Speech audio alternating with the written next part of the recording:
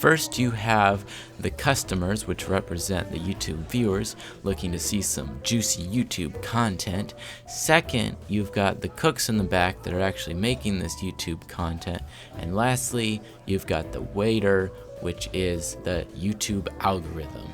Now, the job of the algorithm is very important because the customers have a lot of varying tastes and the cooks have a lot of different food they're making. I mean, you've got soups and salads, desserts, baguettes and croissants, and then just as popular as the fancy chef is the kid making pizza and hot dogs, which is equivalent to memes. Now, the cooks make a lot of speculations about this robot waiter, but it's pretty simple. It just tries to figure out what the customer would like and offers that to them so that they'll enjoy whatever they pick. So how does it know what foods they're gonna like?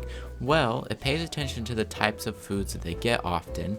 So if they're always getting pizza, it's gonna suggest pizza.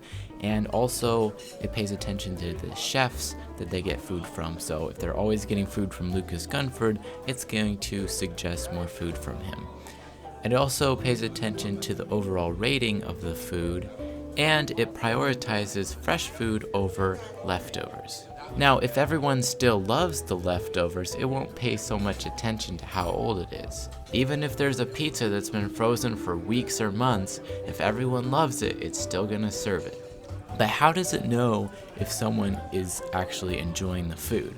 Well, of course, it's got feedback. They can give it a thumbs up or a thumbs down, but that doesn't really tell it much. So it pays attention to how much food the customer actually ate. So if the customer only ate half the pizza, it's not going to consider as good as a pizza where they ate the whole thing. It also pays attention when people are talking about a certain food. Now, it doesn't understand what they're saying. It's a robot, but if they're talking about it, it figures it must be popular. Now, the algorithm doesn't decide what the customer is served. It just makes a menu of suggestions that the customer can choose from. So while the algorithm has a big part to play, it isn't completely responsible for what the customer eats. And that's the YouTube algorithm explained.